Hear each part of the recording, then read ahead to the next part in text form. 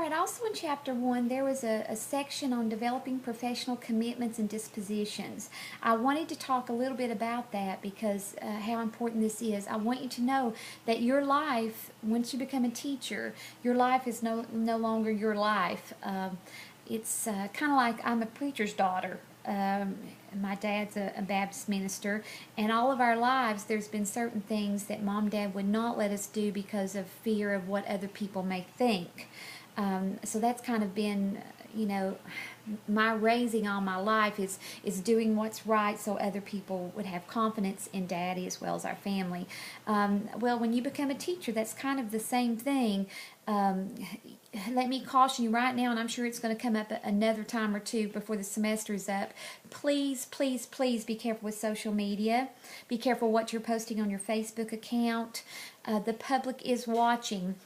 I can tell you a story. I live on Morningside Drive, and at the end of our road, there's a package store. And a friend of mine and I were driving. We're going to Ingles to pick up something at the grocery store. We got there at that stop sign, and the package store is right across the road. And when we looked over, one of the local principals, and if I mentioned, you would know exactly who it was. One of the local principals was headed into the package store. Well, my friend who was in the passenger seat said, "Oh my gosh, I cannot believe that person," called him by name, "is going into the package store. That I can't believe. And then he's going to stand up in front of my kids at school and tell them what they should be doing." She was furious. Now, my friend drinks some, not a lot, but on occasion she'll have a glass of wine or something on occasion, and it's okay for her to do that in front of her children. But it's not okay for the principal to be walking into the package store to pick something up on his own time. Do you see what I'm trying to say? The public's view is so important to your success as a teacher. Don't kid yourself. I have some principal friends who told me, not probably right before Christmas, she made Teaching Canada pull up their Facebook account, and if you say, "Well, I don't have one," they will ask you, "Did you ever have one?" And even if you've closed it down, they'll make you open it up, and they're going to look and see what's going on. I know right now of two different teachers who were they both were fired because of things that were on their Facebook account that parents / or administration did not like. So please keep that in mind. But as we're talking about professional commitment and dispositions, successful teachers exhibit dispositions, beliefs, attitudes, and values that facilitate their work with students and parents. These include, there's an enthusiasm for the discipline. You want to do this.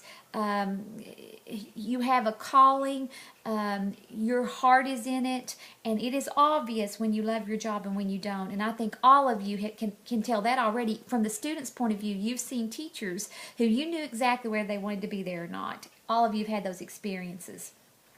A second one, a commitment to continuous learning and engagement in professional discourse, because from here on out, you are a lifelong learner. One thing about the education field is you're always in training. You're always going back to know the latest, greatest, best practices, how to be more successful, classroom management. That's an ongoing process. We never get to where education, we know everything there is, because we're not working with products. We're working with human beings, and that's what makes it so different. So you have a commitment for that continuous learning. The belief all students can learn at a high level. Those high expectations, those are probably the hardest levels to find. Pushing hard enough that that you make them work for something, but not so hard that they get discouraged and feel like they can't do it. There's a fine line in that level. Probably one of the most difficult things that you'll have to face as a teacher: how much is too much and how much is not enough, and adjusting those. But just knowing that all kids can. I've always taught at Title I schools. Walter State's the first school that I've ever taught at that wasn't a Title I.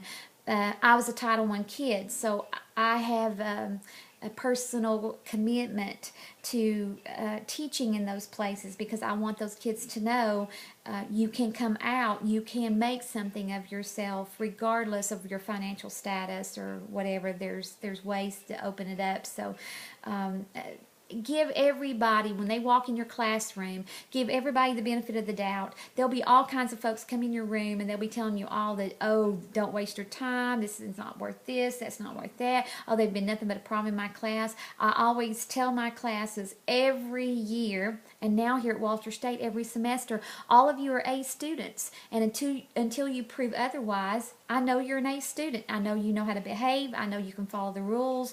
I want to be the encourager, because listen, we all need forgiveness from time to time. None of us have done everything perfect. So I want them to know the slate is clean when they come in.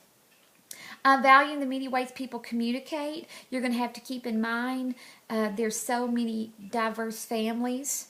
Title I kids, a lot of the parents may not be educated. My mom went through the 6th grade. My dad had a high school degree. Mom later in life went back and got her GED, and that was wonderful. I'm so proud of her for doing that. That spoke volumes to me as her child, that she valued education and committed to finishing. Just know that not every parent's going to be able to communicate. Not every teacher's going to be able to communicate. But I want you to appreciate and try to understand your colleagues, the administration, your parents. Give them the benefit of the doubt. Don't jump to conclusions and those kinds of things.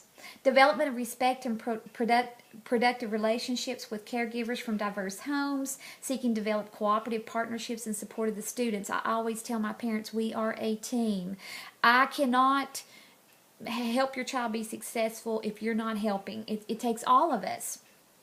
Now, you're going to find that some parents are just not going to take that. They're not going to do, and you're going to have to pull your extra load. But I constantly encourage them, come in. You're more than welcome to sit in the classroom. I've got some jobs that you can do. You can volunteer, and that way you can see your student. You can see what they're doing, and you want to build a partnership, because if you don't have the support at home. I had a student one time tell me, I'd give him an assignment, and he was sitting at his desk not doing anything, and I walked over and said, why are you not working? And he said, well, my mom said I didn't have to do any of this. This was ridiculous. I would never use this in life. And so I just leaned down on the desk pretty close to him, and I said, look around the room. Do you see your mom here today? Which she wasn't. And I said, okay, then that means I'm in control, and I'm saying you're doing it. Some parents won't understand the importance of education because they didn't have an education themselves. I'm very blessed that my mother, did not have, at one point did not have anything but a 6th grade education, but she valued and understood. She wanted more for my sisters and I than what her and Dad grew up with, but some parents don't get that. So you're going to have to push the students, but build the relationship. Make sure you're sending enough newsletters home. Make sure the parents know when they're involved in what's going on at school. Let them know if there's special events. Even if they don't come, you've put forth that flag of let's be a team, and continue to remind them you're not standing alone.